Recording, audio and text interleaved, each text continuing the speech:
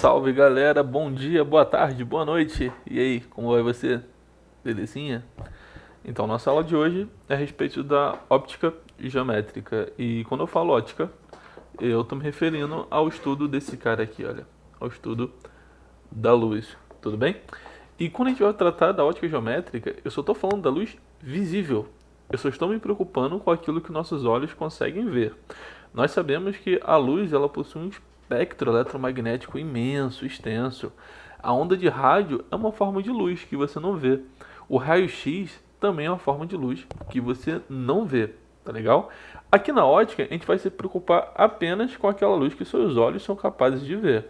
Então a gente vai enxergar luzes que vão do violeta até o vermelho. Aí são todas as cores que você conhece, tá bom? É essa luz que a gente vai estudar aqui. Mas a pergunta, o que é a luz? Cara, tu sabe responder isso daqui? Pode parecer trivial, mas não é trivial. Essa pergunta já foi motivo de discussão aí ao longo dos séculos, né? Inclusive, haviam correntes de pensamentos que defendiam que a luz era uma coisa, havia outra corrente que defendia que é outra. Um cara chamado Isaac Newton falava que a luz era uma partícula, chamava de corpúsculo, e essas partículas se moviam em linha reta.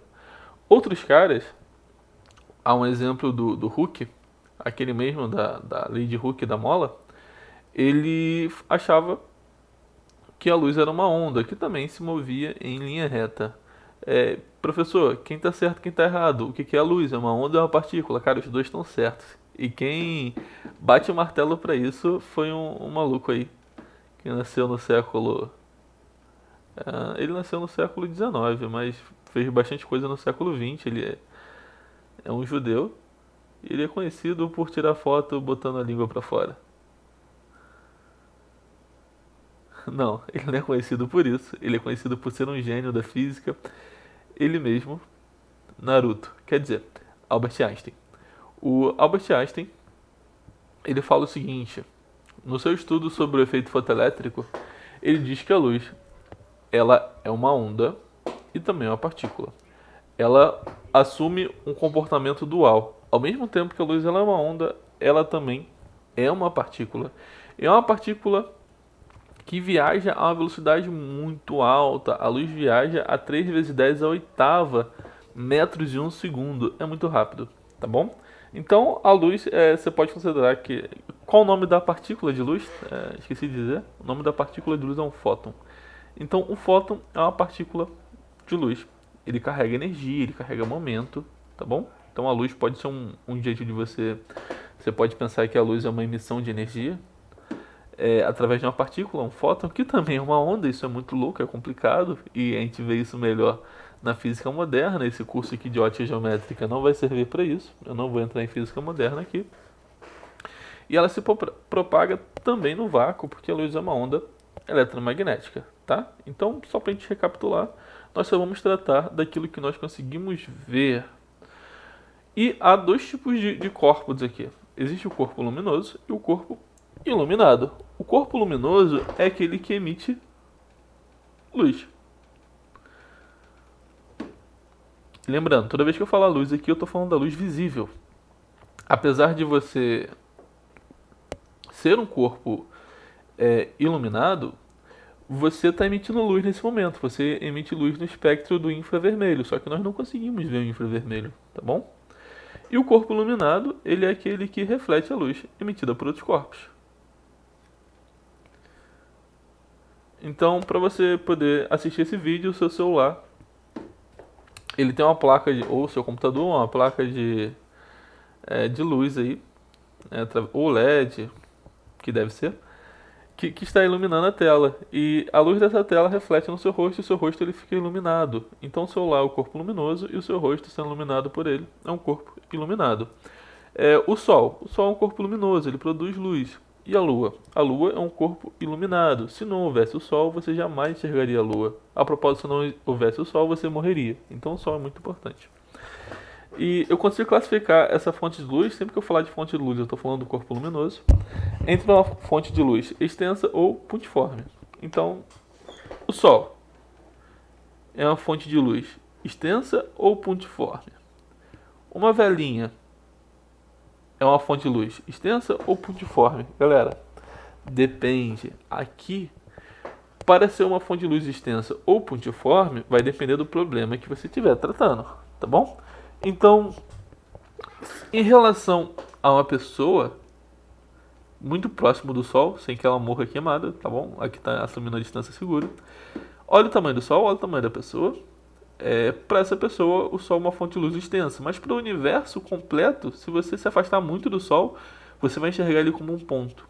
Então, se você estiver muito distante do Sol, você pode tratar ele como uma fonte de luz pontual. Inclusive, aqui na Terra, se você quiser olhar para o Sol, você vai fazer isso usando uma máscara de soldador, você vai ver que ele é quase um pontinho, né? Então, para muitos problemas, você pode tratar o Sol como uma fonte pontiforme sem problema. E uma vela? Uma vela para uma pessoa, se eu colocar uma pessoa perto de uma vela, para essa pessoa a vela é um pontinho de luz. Agora, para uma formiga que está aqui perto, a vela é um corpo extenso, é uma fonte de luz extensa. Então, ser fonte de luz extensa ou pontiforme vai depender do problema que você está analisando. E você analisa isso de acordo com a ordem de grandeza dos corpos.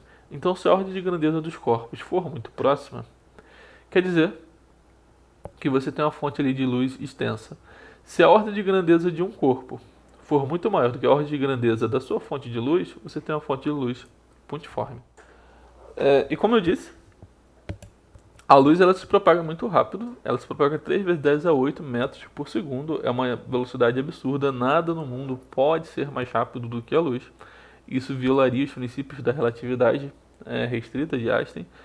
Então, a luz é aquilo que existe de mais rápido no mundo, nada pode ir mais rápido que essa velocidade, tá legal? E não se confunda, quando eu falo 1 ano-luz, isso daqui não é medida de velocidade, 1 ano-luz é uma medida de distância. Quando eu preciso falar de coisas que estão muito distantes, por exemplo, galáxias, nebulosas, eu utilizo, em vez de falar de quilômetros, metros, centímetros, eu utilizo a unidade anos-luz. Por quê? Olha, em 1 segundo a luz anda isso. Imagina em 1 ano o quanto a luz não percorre. Então, 1 ano-luz é essa distância que a luz percorreu ao longo de 1 ano. É muita coisa, tá bom? Então a gente utiliza medidas de ano-luz para poder medir coisas que estão muito distantes. A estrela mais próxima da Terra é o Sol. E a segunda estrela mais próxima aqui da Terra é a estrela Sirius. A Sirius está a 8 anos-luz. O que significa, professor? Que se a Sirius tivesse se apagado nesse momento, você demoraria 8 anos para ver o brilho dela se apagar. Da mesma forma, o Sol.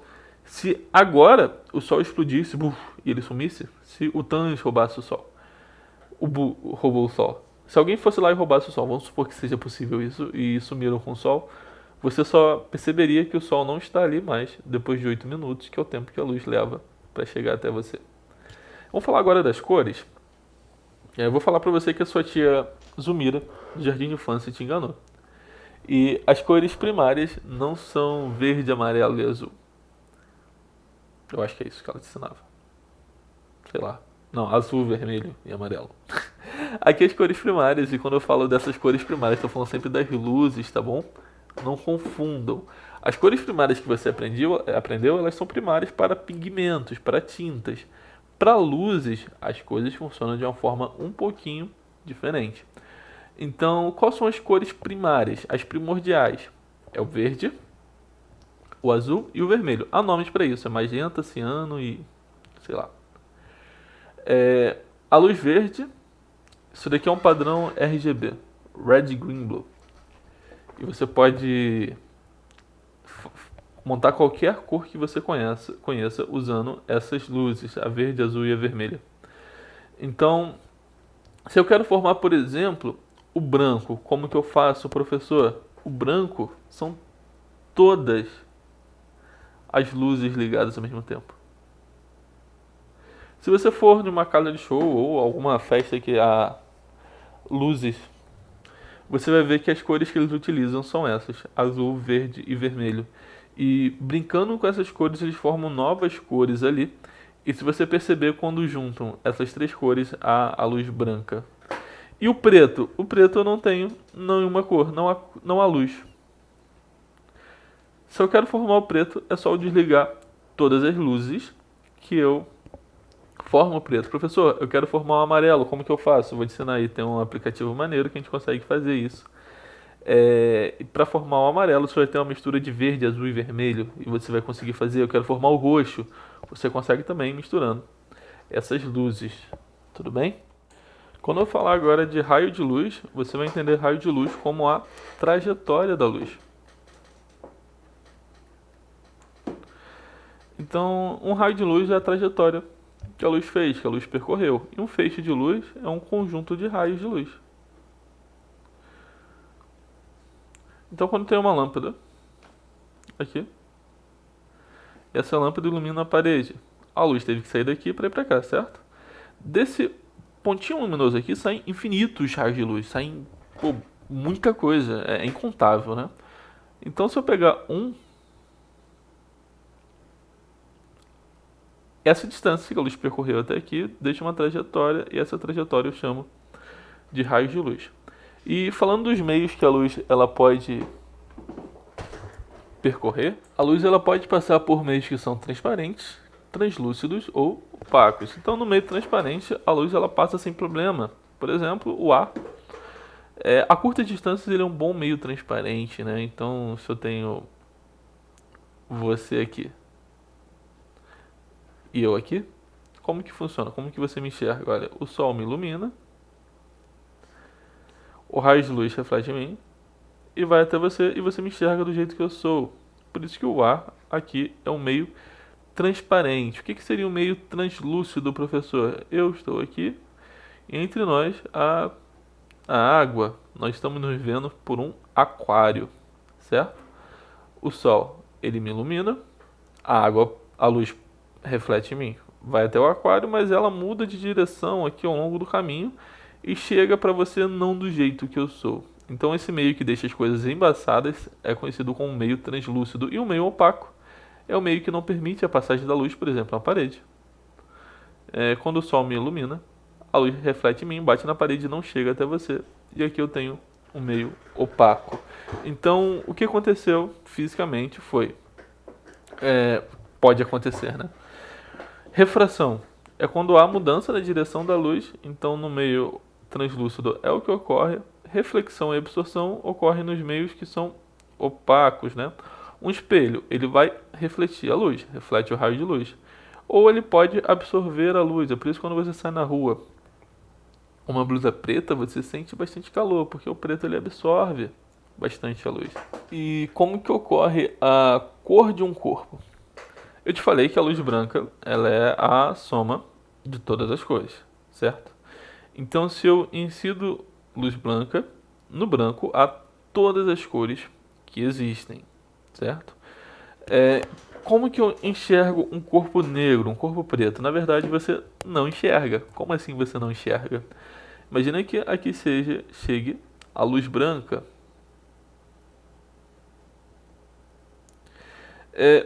Qual a característica do corpo que é preto? Ele absorve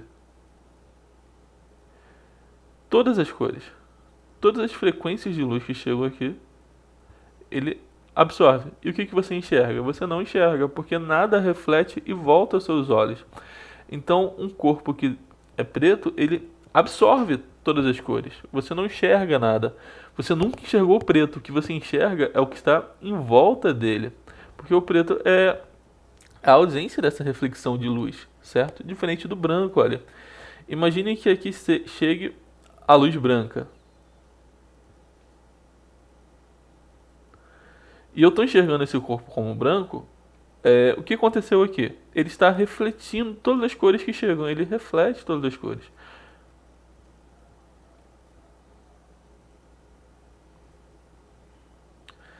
Quando ele refletir todas as cores, eu vou enxergar ele branco, porque o branco é a soma de todas as cores. E o corpo amarelo, olha, chegou luz... só uma observação. Imagina que se aqui não chegasse luz branca, se aqui chegasse uma luz vermelha. O que eu iria enxergar aqui, olha?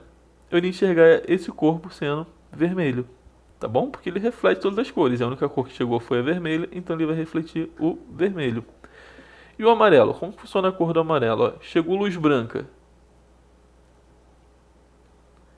Um corpo que é amarelo, ele tem a propriedade de absorver todas as cores, exceto uma, exceto o amarelo. Então o corpo amarelo ele vai absorver todas as cores, menos o amarelo. Então aquilo que você enxerga, opa, não sei nem escrever amarelo. Aquilo que você enxerga é aquilo que ele refletiu aos seus olhos. Então chegou todas as cores através da luz branca. Ele refletiu o amarelo. O que aconteceu com as outras cores? Chegaram aqui, ele absorveu. Um outro exemplo, imagina se no lugar da luz branca fosse uma luz monocromática. Monocromática quer dizer que só tem um tom de luz aqui. Uma luz azul. O que você enxergaria? Olha, esse cara ele absorve todas as cores exceto o amarelo. Inclusive o azul ele absorve. Então se eu estivesse enxergando esse corpo em um ambiente que só houvesse a luz azul, eu não enxergaria ele. Ele apareceria para mim preto. Legal? É confuso, mas a gente vai brincar com isso daí. Esses daqui são os princípios da nossa óptica geométrica. A luz ela se propaga em linha reta. Então, se isso daqui na verdade é uma mentira, mas para vocês podem acreditar isso. A luz ela faz curvas, mas só quando a gente tem a presença de um campo gravitacional muito forte. Então a luz ao passar, por exemplo, próximo ao Sol, de uma estrela, ou próximo a um buraco negro, ela vai fazer curva. Mas se você não tiver um buraco negro no seu bolso, ou um sol no seu quarto, não se preocupe, a luz ela está se propagando em linha reta. Os raios de luz eles são independentes, a independência dos raios luminosos. O que significa isso? Imagina que eu pegue aqui, olha, duas lanternas, uma rosa e uma laranja. Então essa daqui emite luz laranja e essa daqui emite luz rosa. Certo? Os raios de luz eles são independentes. Então, quando eu passar as duas luzes uma pela outra, sabe o que vai acontecer? Nada. Não acontece nada de interessante. Um raio não modifica o outro porque as luzes elas são independentes. E o outro princípio é o princípio da reversibilidade dos raios de luz. O que esse princípio quer dizer é que tanto faz se eu olhar um problema da direita para a esquerda, da esquerda para a direita, não vai fazer diferença, porque como a luz se propaga em linha reta, nada muda aqui. Isso daqui é uma coisa interessante que provavelmente você sempre falou errado durante toda a sua vida, que é a diferença de sombra para penumbra. Quando você anda na rua, a sua sombra te acompanha, certo? Errado, cara. Você provavelmente nunca viu a sua sombra, porque a sombra é a ausência completa da luz. Para fazer esse tipo de experimento aqui, você tem que estar totalmente isolado. Você tem que estar num quarto com as paredes pintadas de preto e com uma única fonte de luz, tá bom?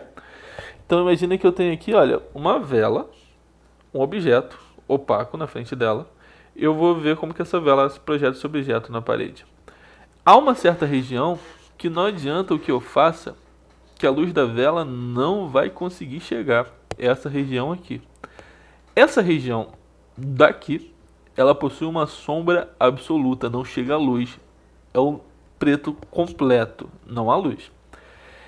Há certas regiões, olha, que parte da luz chega, mas outras partes da luz não conseguem chegar.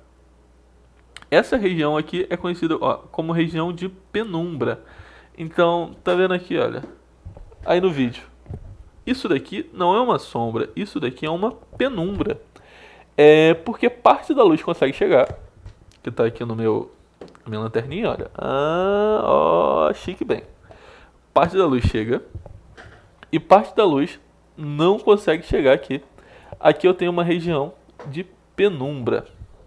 Vamos falar agora da nossa câmara escura. Professor, o que é uma câmara escura? É uma caixa que tem um buraquinho pequeno para que a luz passe. E o que acontece nessa câmara escura? Olha, essa setinha aqui é o nosso objeto. E o objeto ele tem um tamanho O. Esse daqui é o tamanho do objeto. Eu chamei de O porque O é objeto. Esse objeto está a uma certa distância da caixa, que eu vou chamar de P. Tudo bem? Acostume-se com essa letra, porque sempre que eu usar distância do objeto a alguma coisa, eu vou usar a letra P, certo? Então há uma fonte de luz que está iluminando esse objeto. E então a fonte de luz bate aqui e nesse ponto emite vários raios de luz.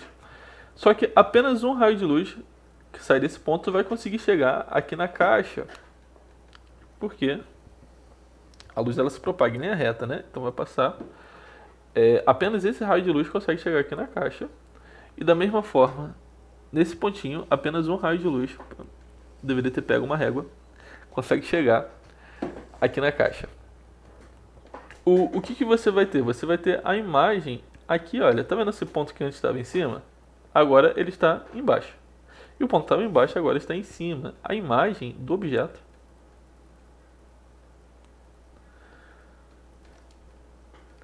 é projetada ali na caixa, só que ela está invertida, ou seja, ela está de cabeça para baixo. E pelinha é a distância dessa imagem até aqui, ó, até a borda da caixa. Essa daqui é a distância da caixa, né, o comprimento da nossa caixa. E professor, para que eu quero saber isso, cara? Que inútil, cara, você usa câmera escura o tempo todo, inclusive você está usando uma câmera escura agora. Sim, esse cara, o Naruto, quero dizer, o olho humano, ele é uma câmera escura. O olho, ele tem uma pupila, e a pupila nada mais é do que um buraquinho para que a luz consiga entrar no seu olho, certo? Então a imagem se forma aqui atrás do seu olho, de cabeça para baixo. E o seu cérebro ele é uma ferramenta poderosíssima. O que o seu cérebro faz é corrigir isso. O seu cérebro coloca a imagem novamente, na maneira correta, para que você veja um mundo bonito. E pessoas que têm problemas de visão, essas pessoas elas possuem o olho. A gente vai ver isso quando estudarmos lentes. Um pouquinho mais achatados ou um pouquinho mais larguinhos? Claro que não é assim, tá bom, gente? A diferença é de milimétrica e ela pode ter miopia ou hipermetropia, dependendo disso. Mas a imagem no fundo do olho, ela se forma de cabeça para baixo, assim como na câmera fotográfica, tá bom? Então vamos aqui. Tá vendo que você já enxerga dois triângulos e esses triângulos eles são semelhantes. Como que a gente sabe que eles são semelhantes? Eu tenho duas paralelas cortadas por duas transversais, então esse ângulo é igual a esse, alternos e internos, separados por bico, esses ângulos são iguais. São dois triângulos, são semelhantes. Olha, a base desse triângulo e a base desse triângulo são proporcionais, então a base do triângulo menor está para a base do triângulo maior, assim como a altura do triângulo menor vai estar para a altura do triângulo maior. E nasce uma relação aqui através da nossa tradicional e única semelhança de triângulos. E antes que você me pergunte por que o Sol está utilizando óculos de sol, a resposta é óbvia, porque ele é o Sol. Badum. Galera, isso daqui é um eclipse solar e o eclipse lunar, e eu vou explicar ali para vocês. Olha, o Sol é uma fonte luminosa. E para que você consiga enxergar o Sol, você precisa ver, você precisa receber um raio solar. Se algo estiver na frente, você não enxerga, certo? Então, olha só, esses raios estão tentando passar aqui, mas não chegam. Alguns raios conseguem chegar aqui, olha, outros conseguem chegar aqui. Aqui chegam alguns, mas não chegam outros. Nessa região do cone, eu tenho um eclipse total. Quem estiver exatamente nessa parte aqui do planeta não vai conseguir enxergar o Sol. O que ele vai ver é a Lua na frente do Sol e fica um anel de fogo aqui. É bonito de se ver um eclipse. Nessa parte aqui do planeta, e quem estiver aqui não vai enxergar o Sol. Quem estiver nessa região aqui, olha, na região da penumbra, então aqui é uma região de completa sombra. E essas regiões laterais são regiões de penumbra. Quem estiver aqui, nas regiões de penumbra, vai enxergar um eclipse parcial do Sol, ó, como se fosse assim, olha. Que é maneiro de se ver também. O Brasil, eu falei no início do vídeo ali, mais ou menos no meio, que a luz ela faz curva quando passa por um corpo massivo, né? E quem propôs isso foi o Albert Einstein através da sua teoria geral da relatividade, uma teoria da relatividade que envolve um pouquinho de geometria. Ele queria comprovar isso e para você comprovar você tem que ver a luz passando pelo Sol, mas a luz de quem? A luz de uma estrela. Porém o brilho do Sol ofusca o brilho da estrela, então o ideal é que isso fosse feito durante um eclipse. E aonde aconteceu um eclipse que isso foi comprovado foi aqui no Brasil, na cidade de Sobral, no Ceará. Muitos físicos vieram para cá no ano de 1900 não vou lembrar, para acompanhar acho que 1919, fez 100 anos ano passado, para acompanhar esse eclipse e realmente vimos que quando a luz da estrela passa pela luz do Sol, ela sofre uma atração e você tem algo chamado paralaxe da estrela. Ela parece estar onde ela não está.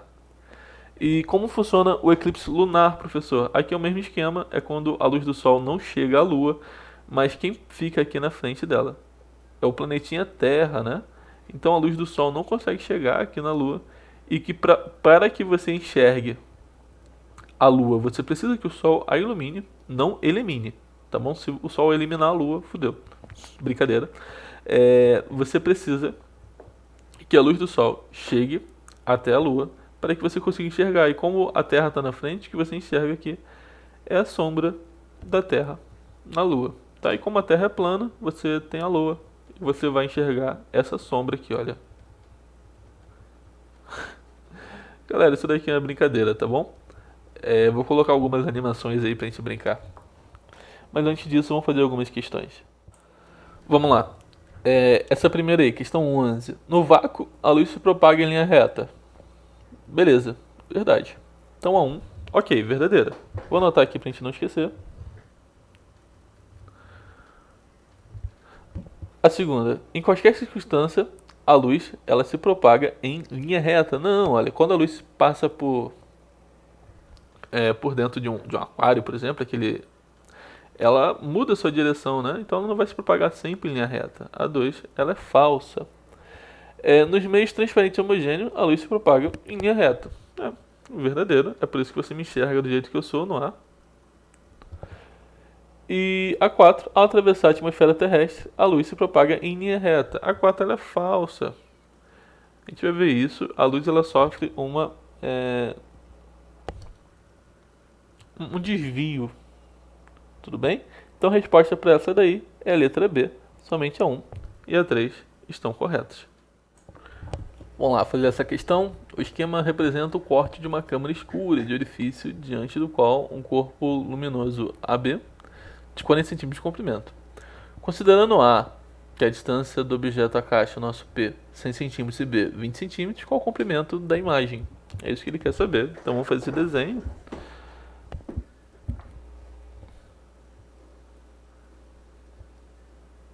Vou chamar de X. Essa distância tem 20 centímetros. Essa distância tem 100 centímetros. E a altura do corpo, o comprimento do corpo é de 40 centímetros. É uma questão de semelhança de triângulos, tudo bem? Olha, a base do triângulo menor está para a base do triângulo maior, assim como a altura do triângulo menor está para a altura do triângulo maior. Podemos cortar esses zeros, esse zero. Pega o 4, está dividindo, sobe com ele multiplicando. X é igual a 2 vezes 4, que é igual a 8. Questão teórica. No eclipse da Lua, a posição relativa dos três astros, Sol, Lua e Terra, é a seguinte. Olha, a Terra tem que estar entre o Sol e a Lua para fazer a sombra da Lua, né? Para você ter o eclipse solar. Então a resposta dessa é a letra C. Olha, aqui eu tenho a bandeira do Brasil. E se você ilumina essa bandeira com a luz branca, você vai enxergar essas cores. Mas eu quero fazer uma experiência mental com vocês. Se, por exemplo, nós iluminássemos a bandeira do Brasil com uma luz vermelha, o que você enxergaria? Olha, primeiro, no verde ali, no 1. O verde absorve todas as cores, menos o verde. Se eu estou iluminando com a luz vermelha, ele não vai refletir nada. Ele vai absorver o vermelho. Aonde a bandeira do Brasil é verde, você enxergaria preto. O amarelo, a mesma coisa, preto. O azul, a mesma coisa, preto. E o branco, ele reflete todas as cores. Se você está iluminando com a luz vermelha, ele refletiria o vermelho ali naquela faixa branca, o 4. Então, 1, 2 e 3 ficaria preto e o 4 ele ficaria vermelho. Se eu estivesse iluminando com uma luz azul, por exemplo, o que eu teria? Olha, a parte 1, que é a parte verde aí, absorve todas as cores, inclusive o azul, então não vai refletir nada, o 1 ficaria preto. A parte 2 absorve todas as cores e reflete o amarelo. Se eu estou iluminando com a luz monocromática azul, ela vai absorver o azul. A parte 3 absorve todas as cores e reflete o azul. Se eu estou iluminando com uma luz azul, vai refletir essa luz, então vou ver azul aí no 3. E no 4 é o branco que reflete todas as cores. Se o branco reflete todas as cores, reflete também o azul. Então, se eu estou iluminando essa bandeira do Brasil com a luz azul, o 1 e o 2 ficariam pretos, o 3 e o 4 ficariam azul, e o que eu teria é apenas uma bola azul aí no meio. Então, esse daqui é um aplicativo interessante, vou deixar na descrição. Ele mostra para você a interação das cores, né? Então, vamos abrir ele aqui, olha. Colocar só no cérebro aí para você ver. Inclusive, o efeito das pessoas que têm daltonismo, são daltônicas, elas precisam de 3 cones de luz para identificar a luz vermelha, a luz verde e a luz azul. Se você não tiver um desses cones, você vai ter daltonismo, que você não vai enxergar a mistura dessas cores, olha. Então, se eu insiro a luz azul, você vai enxergar azul. Se eu faço uma mistura com a luz verde, você já tem um azul um pouquinho mais claro, né? Professor, você falou que ia ensinar a fazer o amarelo, como faz o amarelo? Para fazer o amarelo eu preciso das 3 luzes, eu também preciso de um pouquinho do vermelho, vamos ver se eu acerto aqui o amarelo. Fiz rosa, deixa eu baixar um pouco o azul, acho que é isso. Tá quase lá. Você tá chegando aí, você tem o amarelo. Se eu misturar as 3 cores na mesma intensidade, eu vou ter a luz branca, que é a soma de todas as cores que existem, tá bom? Vou deixar o link aí na descrição para vocês brincarem com esse aplicativo. Meus amigos, foi um prazer estar com vocês. Um forte abraço e até a próxima.